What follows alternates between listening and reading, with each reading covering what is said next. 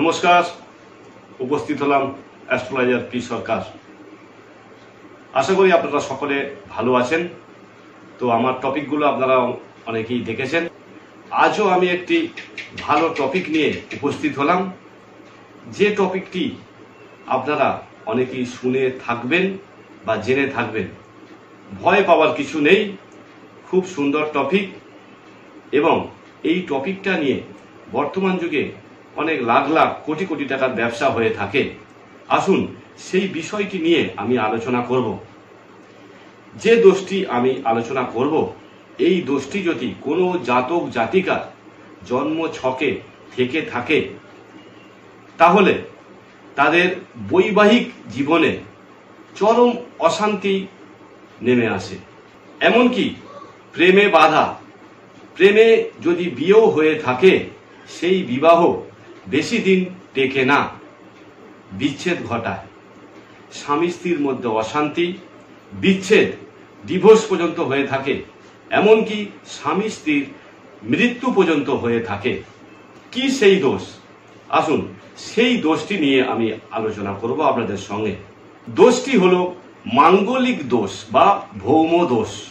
আপনারা অবশ্যই শুনে থাকবেন, একটা মাঙ্গলিক ব্যক্তির সঙ্গে অমাঙ্গলিকের বিবাহ হলে সেই বিবাহ বেশি দিন টেকে না। মাঙ্গলিক কি করে হয়, কিভাবে বুঝবো জাতক বা জাতিকা মাঙ্গলিক, সেই বিষয়ে আমি আলোচনা করব। আপনারা মন দিয়ে শুনবেন, ভিডিওটি আপনারা শেষ পর্যন্ত দেখবেন, তাতে করে আপনাদের মাঙ্গলিক সম্বন্ধে টোটাল আইডিয়া হয়ে যাবে। মঙ্গল থেকে মাঙ্গলিকের উৎপন্ন হয়েছে। আপনার বার্থ চার্টে মঙ্গল যদি 1, 2, 4, 7, 8, 12 এই 6টি হাউসের মধ্যে থাকে তাহলে আপনি একজন মাঙ্গলিক। কি বললাম? লগ্ন থেকে বিচার করবেন, জন্ম ছকটা নেবেন, নিয়ে লগ্ন ভাব থেকে কাউন্টিং করবেন। লগ্ন ভাব, দ্বিতীয় ভাব, চতুর্থ ভাব, সপ্তম, অষ্টম এবং দ্বাদশ ভাব, এই 6টি ভাবের মধ্যে যদি মঙ্গল অবস্থান করে তাহলে আপনি বুঝবেন যে আপনি একজন মাঙ্গলিক। মঙ্গল যদি দ্বিতীয় হাউসে থাকে বা দ্বিতীয় ভাবে থাকে, সেটি কিন্তু একজন জাতকের ক্ষেত্রে বা একটা ছেলের ক্ষেত্রে খুবই অমঙ্গল, খুবই নেগেটিভ ফল দিয়ে থাকে। কি নেগেটিভ ফল? সেই জাতককে বা ব্যক্তিকে বিবাহ করতে হলে 28 থেকে 32 বছরের মধ্যে বিবাহ করতে হবে, না হলে তার বিবাহ হতে দেয় না, প্রচন্ড বাধা সৃষ্টি করে। প্রেমে বাধা, যদি কাউকে প্রেমও করে থাকে সেই প্রেম প্রচুর বাধা আসবে। যদি সেই প্রেম যদি বিবাহে পরিণত হয় তাও হলো বেশি দিন টিকবে না, বিচ্ছেদ ঘটায়।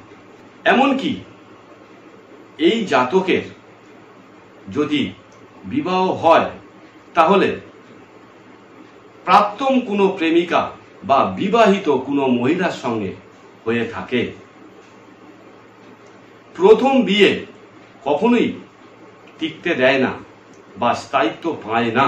এই সেকেন্ড হাউসে মঙ্গল থাকলে প্রথম বিবাহ 80% টেকে না, বিচ্ছেদ ঘটায়। যদি তাদের D9 অর্থাৎ নবাংশ কুণ্ডলী ভালো থাকে তাহলে কিছুটা শুভ ফল পেয়ে থাকে। এবার আসছি চতুর্থ হাউস। এই মঙ্গল যদি 4th হাউসে অবস্থান করে তাহলে একজন জাতিকার ক্ষেত্রে খুবই অশুভ ফল দিয়ে থাকে।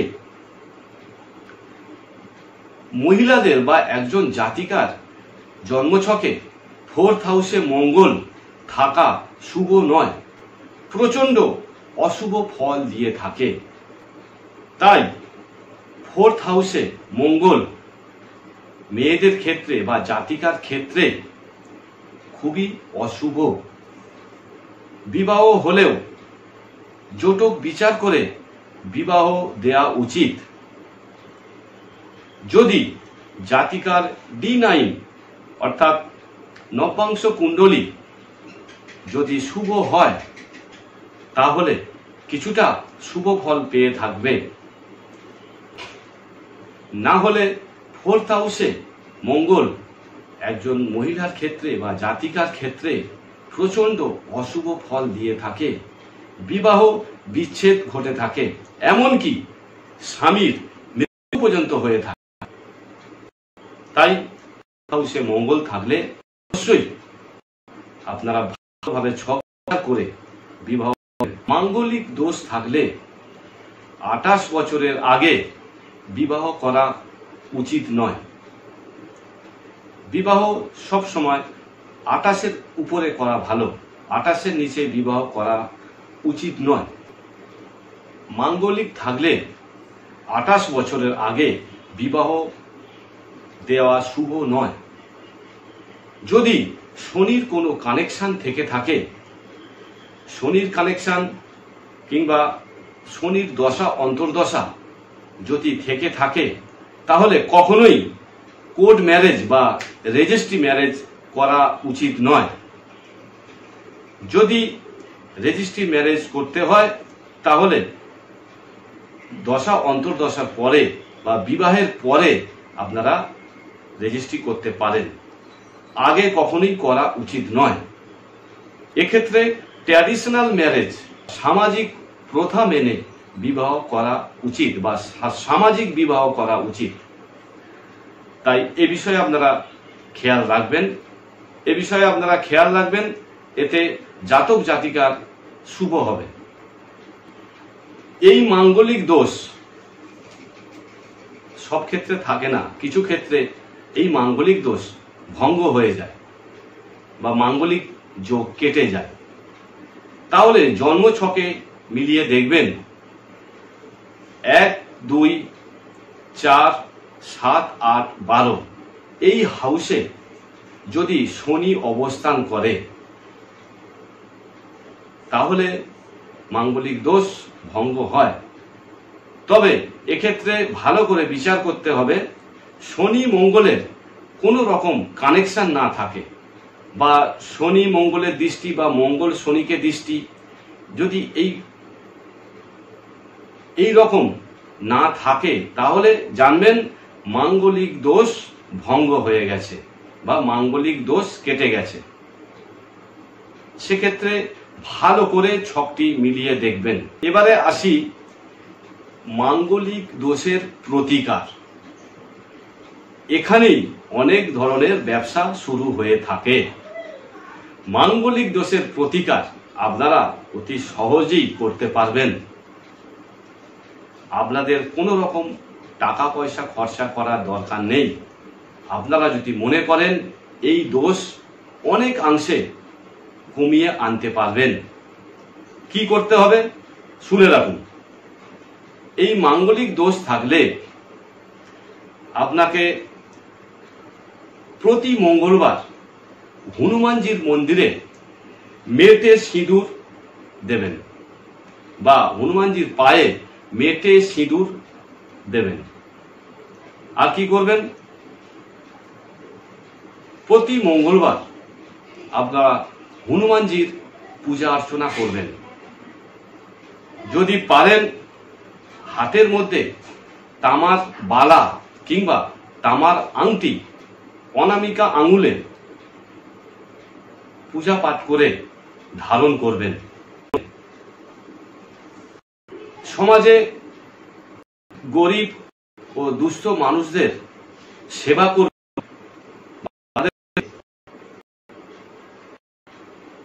খাবার খাওয়াবেন। এতে করে মাঙ্গলিক দোষ কমে। আরো অনেক কিছু বৈদিক আচার প্রণালী আছে, সেগুলো আমি পরে ভিডিও আপলোড করে দেব। আপনারা শুনে নেবেন, কারণ এই টপিকটি অনেক বড় টপিক, এই সময়ের মধ্যে কমপ্লিট করা যায় না। যদি আপনারা আমাকে ভালোবাসেন বা যদি আপনারা আমাকে অনুরোধ করেন, তাহলে আমি এই মাঙ্গলিকের আরো ভালোভাবে ব্যাখ্যা করে জানাবো। তো আসুন বন্ধুরা, আজ এই পর্যন্ত। যদি এই ভিডিওটি আপনাদের ভালো লেগে থাকে অবশ্যই আপনারা কমেন্টে জানাবেন, বা আরও যদি কিছু জানার থাকে মাঙ্গলিক দোষ সম্পর্কে অবশ্যই আমাকে হোয়াটসঅ্যাপে মেসেজ বা আপনারা ইউটিউবে মেসেজ করে জানাবেন। আমি অবশ্যই আপনাদের রিপ্লাই দেব। চ্যানেলটি সাবস্ক্রাইব এবং বেল আইকনটি ক্লিক করে রাখুন, আমার আরও ভিডিও আপনাদের কাছে প্রথমেই পৌঁছে যাবে। আজ এই পর্যন্ত। আপনারা সকলে ভালো থাকবেন, সুস্থ থাকবেন। নমস্কার।